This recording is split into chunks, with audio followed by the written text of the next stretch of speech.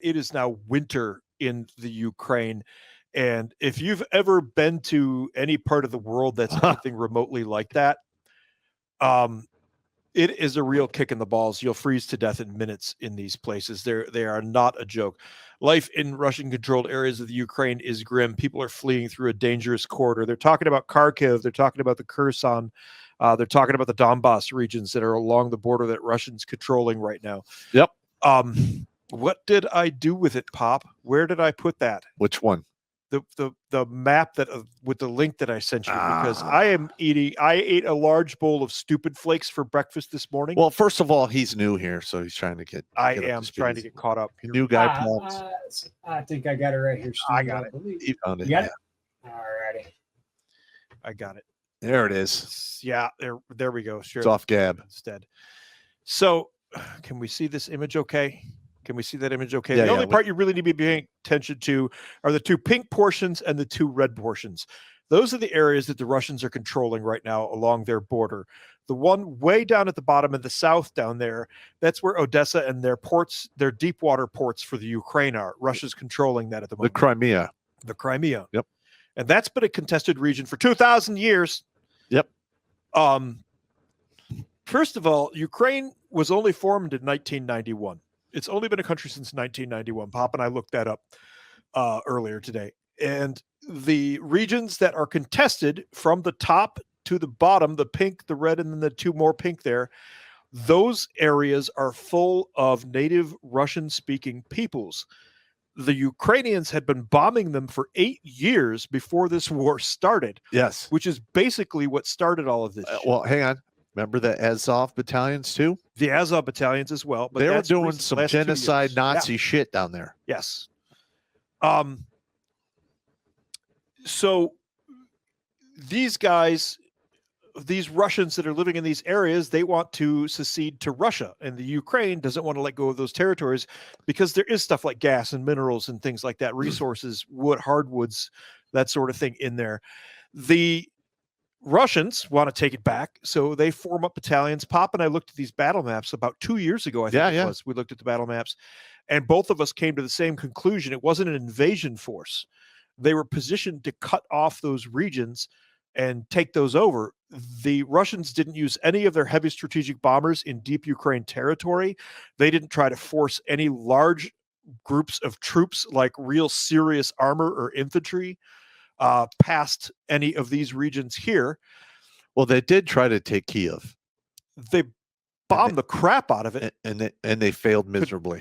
I don't think they tried to take it. I think they bombed the crap out of it to draw Ukrainian resources away from these areas. Okay, yeah. That's my assessment of the battle map at that time. All right. But they did get a pretty good ass handing in. Well, this is the problem with the Russian military right now. In the beginning, when this whole thing kicked off, they were trying to copy our brigade combat team concept that we use here in the West. But they don't have enough money to train that properly. So they thought they were a brigade combat, working as brigade combat teams, plural. But in reality, it was just a huge goat screw. And they paid a horrific price because of that. Now we're seeing the Russian army fall back onto the old doctrine that, Steve and I know like the back of our hand, which is the classic ground and pound. Yeah. Broken Pine over here, Russians have committed only 20% of their forces to this battle. We're going to touch on exactly that in just a minute, Broken Pine. Somebody else said most of the Ukraine industries are in the Russian-occupied areas. That is also true. Here's the thing. I watched a lot of the video that came out from the drones on the Ukraine offensives, and I don't know if you watched any of this video, Pop, but we would send them armor. The Brits sent them armor. The Germans sent them tanks. They were using that armor in the open without any air support and without any infantry support. And what happens? All that makes you is the duck at the freaking county fair that goes across back and forth on the metal beam, and you got the rifle and you're ping, ping. That's exactly. You can't put armor on the field without support. It's not what armor does. First of all, if you're using armor without infantry support, you're a goddamn idiot. Yes.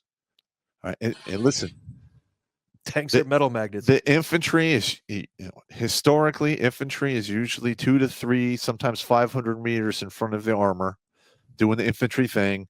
They run into sticky situation, call up the tank comes, boom, boom, boom, boom, and then it continues. And you have to protect your tanks because it's a fucking moving artillery piece. Yes.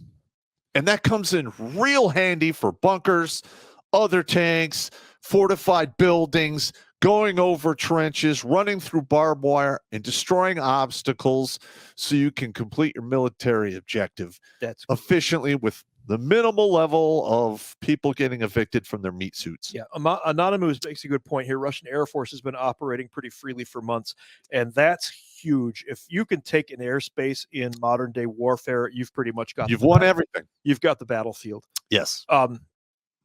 You just can't operate armor by itself. You can't operate infantry by itself. You can't even operate air by itself. Air operating by itself is just guys dropping bombs, and then everything goes back to normal after they leave. Because if you want to listen, if you want to actually own the property, you got to put boots on the ground. Yes. It's just that simple. Yeah. 110%. You are never, ever, at least, in the next upcoming century, that is going to still apply. Yeah. In 100 years from now, with the way our technology is advancing, I can't even predict, even if we live that long. I personally am of the opinion that we are at a peak in technology where people are going to start shunning it. Yeah. They're going to start walking away from, because it's like too much technology now. Well, I'm going to have to. Well, we're seeing the same effect in the dating apps. Yeah. It has corrupted everyone's fucking mind and moved everyone to 2 different sides of the whole mating spectrum that we're literally going to collapse because there aren't any babies being born. Yeah. And at the same time, there's a lot of articles in the press. They're stunned that, boy, have we gone down the rabbit hole here. They're stunned that the whole trad wife thing is taking off. I know. But hey, let's back it up now. Back it up. Back it up. That's a whole other subject, the trad wife. We're going to have to do a show on that one. Ship fire. We're going to have to do it. I'm writing that down. Trad wife. So CNN, by the way, there it is. There's the CNN. Here we go. I want to do this article here instead. This is great. You're not going to believe this. This is actually insane. CNN is saying that somebody over here in the chat on Rumble said Russia has only committed 20% of its forces, which is true. CNN says that they have an intelligence leak from inside our intelligence world, which I can tell you right now is a load of crap. Okay, absolute load of crap. Yeah. If it is, it's some officer trying to get his glory. Well, first of all, and land a job. I still know lots of guys in the service, and I ask them questions like this. And if it's classified, they will not answer. Yes. All I do is point me to a news article, open source. Yeah, look at this. And look at this, and I could figure it out by reading it myself. Yeah. Russia has lost 87% of the troops it had prior to the start of the Ukraine war. Guys, so... Okay, the only way that could be possible is if nuclear warheads were involved. Yes. Yeah. And I don't know about you, but Western doctrine, if you have a force that's lost 50% casualties, it's combat ineffective. You're combat ineffective. You don't even get to retool. No. You don't get to go to the rear and reassemble those battalions. You're just no good anymore. So Popp and I looked at that and we're like 87%. That's a lot of crack in the crack pipe there. So we went and looked at the most recent battle in that area of the same scale.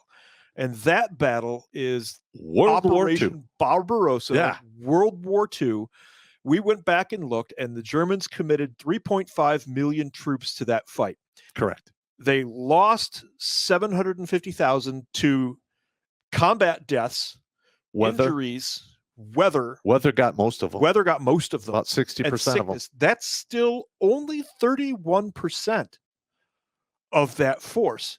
And 31% rendered the Germans ineffective. There's no way the Russians have lost 87%. No, that is, let's just put this into perspective. Operation Barbarossa went on for the entirety of World War II.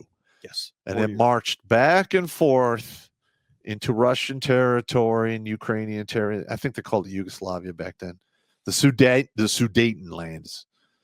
And it went back and forth. And there were thousands of tanks on both sides. Yeah. Aircraft on both sides. Yeah, there wasn't the whiz-bang technology, but a bomb is still a bomb. A bullet is still a bullet.